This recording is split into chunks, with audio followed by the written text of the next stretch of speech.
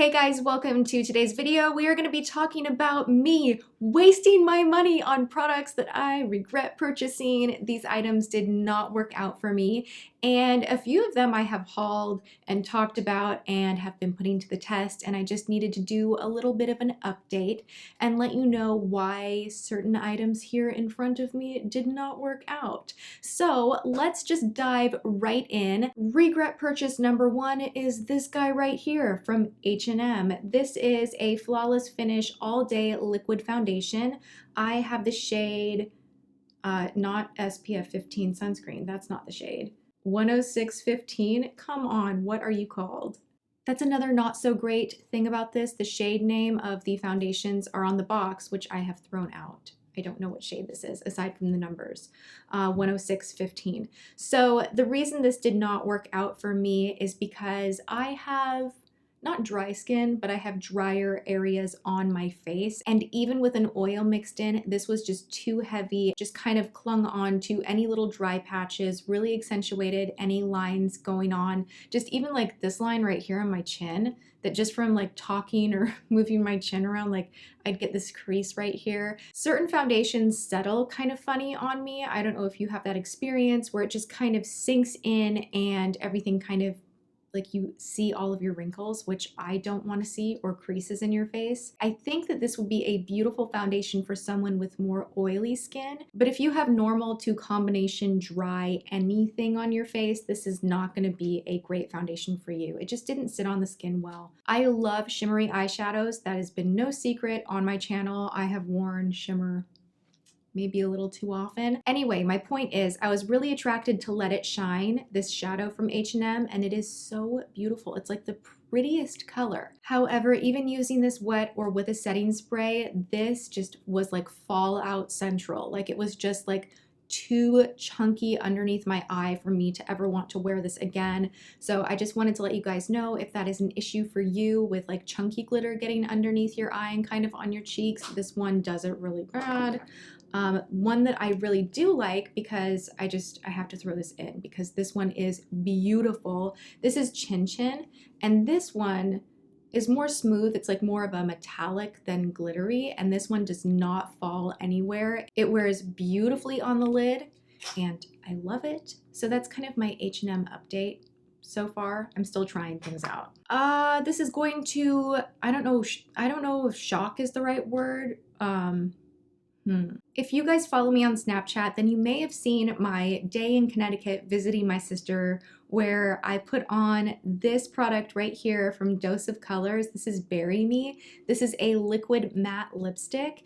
I love the color. I think it is a beautiful color, but this just ended up looking like I had like dunked my lips in like a bowl full of sugar or something. Like it just dried really strange on me and then started kind of almost peeling off and was like just this extra layer of just crumbly, dry. It was just so weird.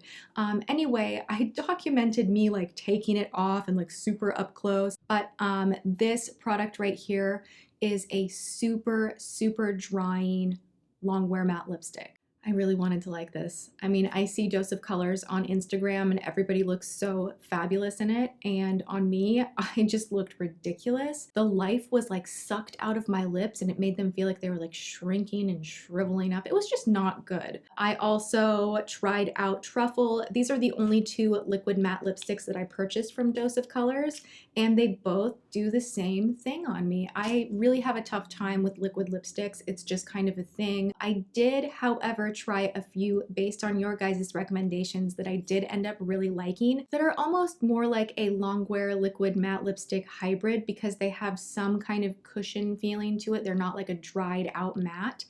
And the one that you guys really like, you were so right about this. I went to Sephora that night just because I was shopping with my sister anyway. I picked up the Sephora brand Cream Lip Stain, and this is so gorgeous. This is number 14. It is beautiful on, it is comfortable, and I really like this. So that was my like alternative to Bury Me. And then I did also try out recently Galactic in Bashful. I was wearing this, I think, in my last video, and it's a really beautiful, natural, but not too natural, kind of nude, matte lip situation that I really like that does not dry my lips out like crazy. So these are the two that I am enjoying, along with the Revlon Matte HD.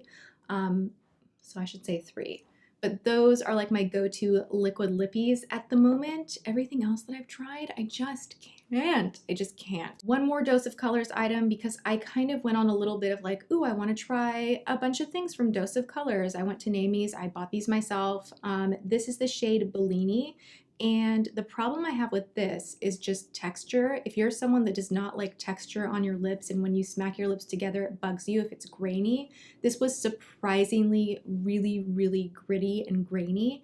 It is really beautiful, but it is just not something that I will reach for, just because it just like gives me like chills up my spine when things are really finely gritty. I don't know, I just can't do it. So this one was a pass as well. I'm not sure if the rest of the lip glosses from Dose of Colors have that same gritty feeling or not. I feel like it's because of this golden kind of shine. It feels like golden mica powder is just like in the mix with a nude gloss. That's what it feels like. Anyway, moving on. I recently tried out this Pure Cameo Contour Dual-Ended Contour Foundation. This sat on my skin so funny and exaggerated every pore. It was literally like I put it on, blended it in, and then you just see like spot, spot, spot, spot, spot. So this was not for me. It was too tacky and almost waxy and creamy in texture for me. I did not like it. I will stick with my Maybelline Age Rewind Neutralizer for highlighting. This just didn't get it done for me. So I love Pure as a brand, but this one, pass. Also, when I was recently in Canada, I did not have brush cleaner with me, and I picked up these Quo brush cleaning wipes thinking, oh my gosh, that is genius. Like, you just take out a wipe like you would with your makeup wipes, and you wipe off your brush and clean it, and boom, that's great. But I absolutely prefer my Cinema Secrets. It dries really, really quickly, cleans the brushes like to perfection, like you wash them with soap and water. This just did not take much off at all.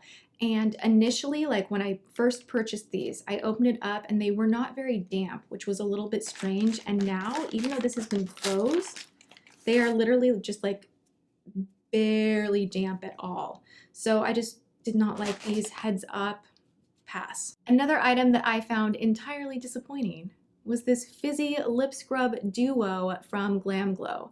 Now, something that I have to say is I am a huge GlamGlow fan. I love their masks. Anything that they launch, I have to go and pick up and try out, because everything that I've tried for the most part has really, really worked out for me.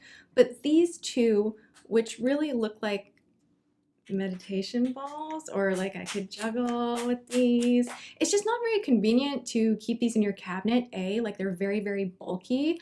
But B, the fizzy exfoliating treatment part of this duo tastes horrible. It doesn't fizz, which I'm like a sucker for all of those kind of things. Like if something says, ooh, it's gonna fizz and it's gonna tingle, I'm like, oh, sign me up. I wanna try that out. It tastes very reminiscent of Pledge. Not that I've ever tasted Pledge, but like how Pledge smells. It just tastes very citrusy, and not that you're like gonna open this up and like grab a spoon and like dig in, but most scrubs are sugar-based and they have kind of a sweet taste to them. And if you're scrubbing, your lips and a little bit gets in your mouth, it's not gonna be like, ugh. This one was a little bit, I didn't find it enjoyable. I find this duo to be really expensive. It's $39 for the both. And although I do like the balm, I would never recommend purchasing this just for the balm, because there are so many others out there that are less expensive that work just as well as this clear hydrating balm. Even like Aquaphor from the drugstore works really, really great for chapped lips. If you need a good sugar scrub, I'm going to link below a video where you can make one at home really easily. And if you're not into that, the one that I do really like is from Fresh. That one is so nice. It really is gritty, exfoliates, and does not taste awful. That is all I have for you guys today. Thank you so much for hanging out with me. Please thumbs up this video if you enjoy regret makeup videos. All right, I love you guys. I'll see you next time. Mwah.